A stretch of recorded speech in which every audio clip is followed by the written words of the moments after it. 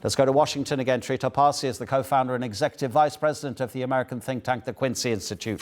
After all those failed attempts, how much confidence do you have in this phase one now that's been agreed, Trita?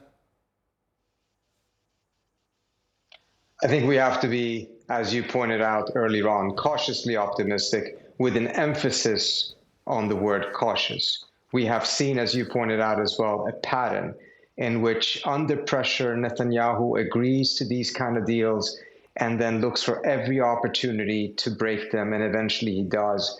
And so far, on almost all of those occasions, the United States has chosen to blame the Palestinians rather than blaming Netanyahu, even though it has been crystal clear that he has been the party who has violated the agreements and resumed the fighting. I think there is one significant difference this time around, however.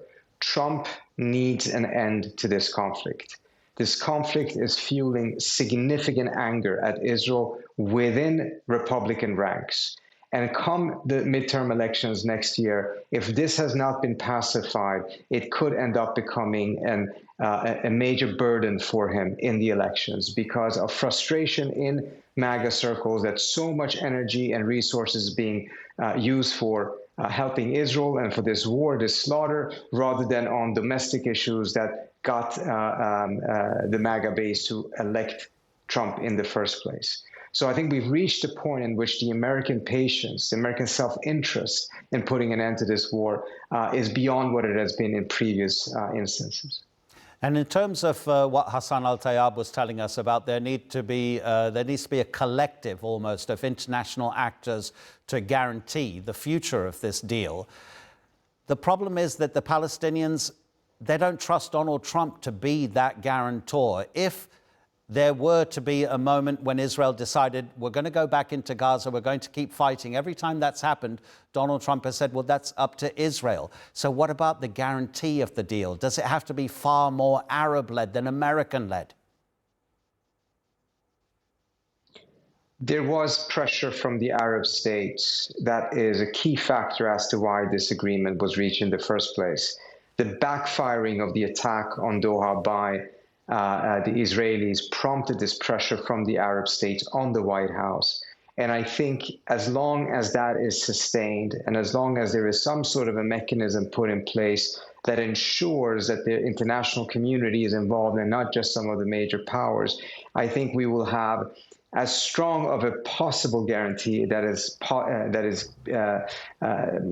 reasonable to expect under these kind of circumstances. But there will not be a fully 100% waterproof guarantee for any of these things. Trita, are the other Palestinian armed groups in Gaza important to this agreement? How much will they have been consulted? They have been consulted, and they are important because at the end of the day, much of what was being on the table and asked of the Palestinians was essentially something that the other factions and I think Hamas as well recognized would be something of a complete Palestinian capitulation. So that is not something that Hamas alone can agree to, and frankly, Hamas cannot agree to that. At the end of the day, there is an absurdity of asking just Hamas to disarm, but do nothing about the party that actually has killed more than 70,000 people, that is actually accused of committing a genocide. There needs to be some balance in some of these demands in order for this to be a sustainable solution. And I think it's also very important that we understand ending this war is absolutely crucial, obviously, but that in and of itself does not end the Israeli-Palestinian conflict. Until we have a Palestinian state alongside Israel, we're not going to be able to see a real solution to this conflict. Yeah, and therefore, does that mean that the wider war that Israel has been waging over the past 2 years and hitting multiple different sovereign states across the Middle East, that danger still remains because of the support that the Palestinians have and the push towards a two-state solution and the actions being taken by those anti-Israel actors, whether they're state or non-state actors?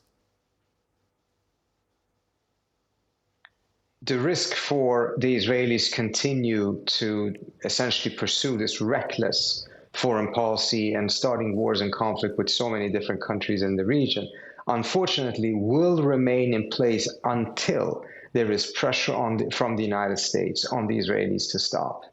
Absent that, I don't see the Israelis necessarily changing course in all of this. Now, we would not have gotten to this point had it not been for the fact that Trump did pressure the Israelis. The question is, does he have the ability and the willingness to sustain that pressure, not just to ensure that this ceasefire translates into an end to the conflict, but also to ensure that the Israelis do not end this conflict only to start another one on another frontier. And then there is going to be a lot more in the future, Trita, as we know. And we were speaking again just before you with Hassan about the reconstruction process of Gaza, what that will mean for its residents, whether they will insist on remaining there while this long development takes place.